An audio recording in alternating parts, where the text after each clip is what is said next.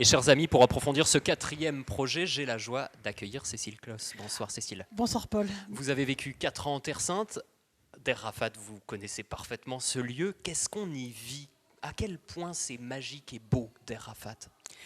C'est merveilleux Der Rafat parce que c'est le lieu de la Vierge Marie qui rassemble tous les Palestiniens. Et quand je dis tous les Palestiniens, ce n'est pas rien, parce qu'en fait, nos frères palestiniens sont dispatchés sur le territoire et n'ont pas forcément la possibilité de se rencontrer facilement.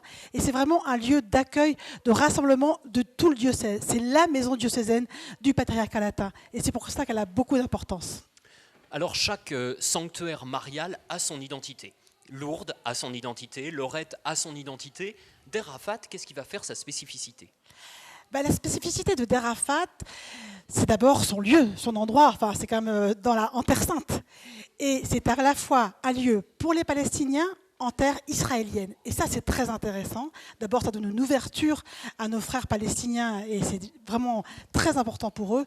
Et puis, ça donne aussi une ouverture vers d'autres. Parce que finalement, vous savez, il y a des juifs qui aiment se promener aussi par là et puis qui découvrent un lieu profondément chrétien, profondément catholique et parfois même touchés par la sollicitude de la Vierge Marie. Alors, cette sollicitude de la Vierge Marie, elle touche nos internautes, elle touche nos donateurs. Nous en sommes déjà à 23 000 €.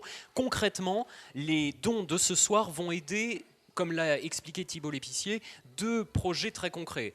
Changer les vitraux, refaire la toiture.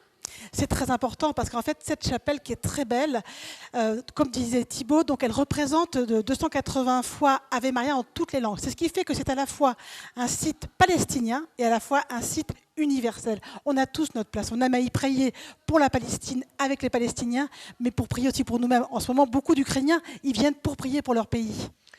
Et donc, il va falloir refaire ces toitures, il va falloir être aux côtés de la communauté locale, de ces sœurs qui prient à Der Rafat. Exactement, les sœurs sont présentes au quotidien, prient et accueillent les pèlerins.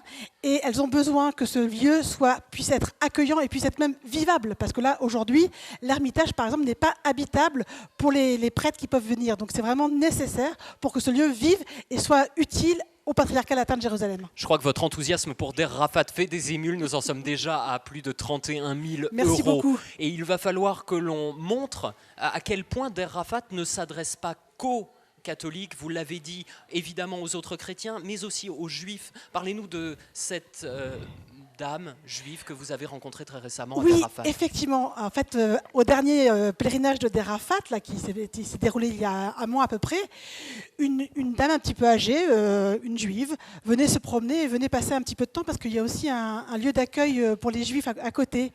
Et elle s'est rapprochée et elle est venue au sein du pèlerinage. Et à la fin de la journée, elle a pu discuter avec les sœurs.